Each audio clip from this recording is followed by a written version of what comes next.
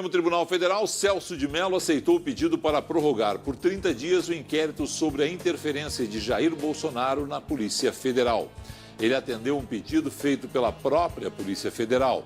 Nesse período, a corporação vai apurar mais a fundo se houve vazamento ou interferência em investigações envolvendo Flávio Bolsonaro no Rio de Janeiro e interrogar o presidente Bolsonaro. A proposta recebeu aval do Procurador-Geral da República, Augusto Aras. A Polícia Federal ainda quer ouvir o próprio presidente Jair Bolsonaro no inquérito. Caso seja autorizado esse depoimento, só deve acontecer após outras medidas previstas na investigação. O inquérito foi aberto logo após a saída de Sérgio Moro do Ministério da Justiça. O ex-ministro disse na época que Bolsonaro tentou interferir no comando da Polícia Federal. Vamos agora a Brasília conversar com a Clarissa Oliveira, que tem informações a respeito de como pode se dar esse depoimento de Jair Bolsonaro. Que tuas fontes revelam, quais são os bastidores? Clarissa, boa noite. Oi, boa noite, Felipe. Bom, a grande expectativa aí para essa última fase do inquérito sobre a interferência na Polícia Federal é mesmo o depoimento do presidente Jair Bolsonaro. A equipe jurídica ali que assessora o presidente ainda está definindo qual vai ser a melhor estratégia. Até a semana passada, a expectativa era de que Jair Bolsonaro pudesse prestar todos os esclarecimentos por escrito. Essa prerrogativa ela já tem apoio, por exemplo, da Procuradoria-Geral da República, que entende que já existem precedentes.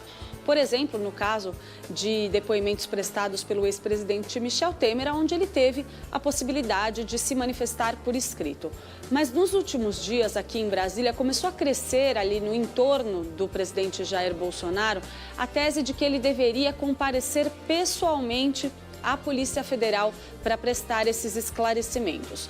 Segundo um dos aliados ali do presidente com os quais eu conversei, esta seria uma forma de dar a essa oitiva uma roupagem política, praticamente transformá-la num ato político. Segundo essa pessoa, a intenção seria deixar claro, passar a mensagem de que o presidente Jair Bolsonaro seria uma vítima do ex-ministro da Justiça, Sérgio Moro, nessa investigação.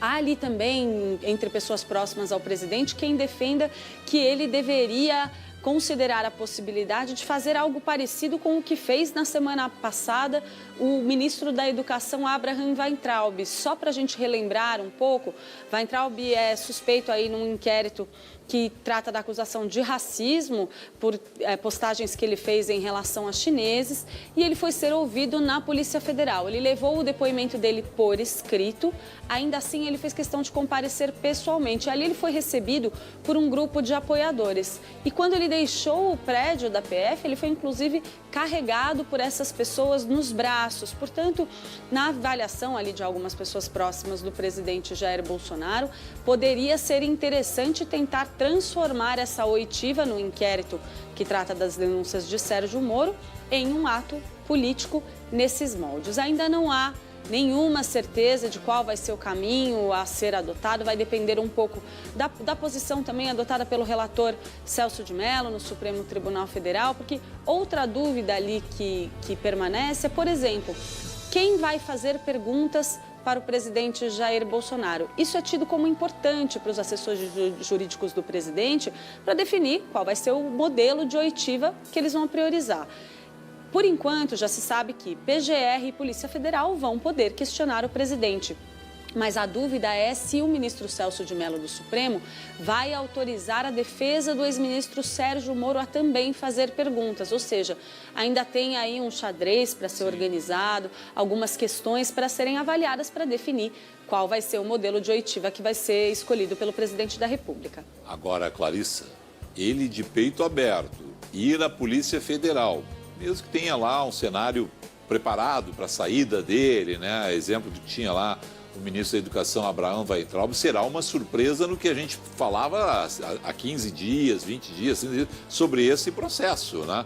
Quando se imaginava que se o presidente chegasse a ser falado, seria por escrito, exemplo do que já aconteceu lá atrás com Michel Temer, né? E hoje, pelo jeito, cresce no Palácio do Planalto esse grupo aí que quer que o presidente vá na Polícia Federal. Será interessante se acontecer isso dessa forma e de peito aberto lá. E esse público, esse grupo, está sendo alimentado, Felipe, pelo próprio presidente Jair Bolsonaro. Isso porque recentemente ele deu uma declaração afirmando que ele não vê problemas em prestar depoimento pessoalmente. Ele mesmo afirmou ali para apoiadores, salvo engano, isso foi na porta do Palácio da Alvorada, onde ele disse que, claro, ele entende que ele teria muito mais segurança dizendo o que ele tem a dizer por escrito, fica muito mais fácil você controlar a resposta e não escorregar, mas ali ele insistiu que para ele não há problema porque ele estaria muito seguro do que ele tem a dizer. E lembrando aí também, é claro, que para ele investe na tese de que o inquérito vai ser arquivado. Essa vem sendo uma das principais narrativas do presidente. Seja como for, em qualquer um dos formatos, Felipe, o que a gente sabe? O presidente Jair Bolsonaro está decidido, orientado pela equipe jurídica dele, a dizer que não houve interferência na Polícia Federal, que a única coisa que ele fez foi utilizar a prerrogativa constitucional dele de indicar o comando da PF. E isso, claro, estabelecido já nas regras e na lei como uma prerrogativa do presidente. E que ele vai reforçar mais uma vez que eventuais declarações que tenham sido feitas naquela reunião ministerial de 22 de abril, conforme o vídeo que foi divulgado recentemente, foram eventualmente tiradas, elas tratavam de um contexto muito específico, onde ele se referia à segurança no Rio de Janeiro e não à Polícia Federal. Essa vai ser, mais uma vez, a narrativa do presidente nesse depoimento. Perfeito. Mais algum bastidor aí de Brasília?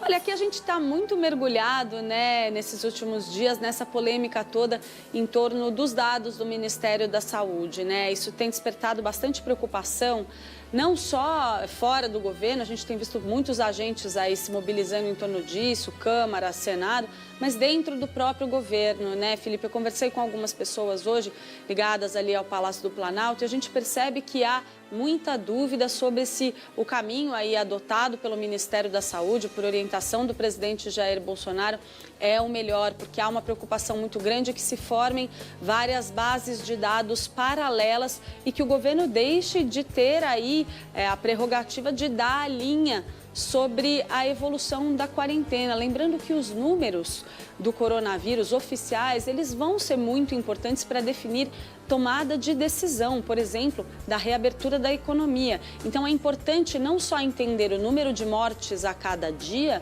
mas também entender a evolução da curva. Então existe neste momento, dentro do próprio governo, uma preocupação de que essa insistência em mudar os critérios na divulgação dos dados do coronavírus, acabem por delegando a outros agentes um controle maior aí sobre como definir as regras de flexibilização da quarentena. Clarice Oliveira, obrigado a você, uma excelente noite.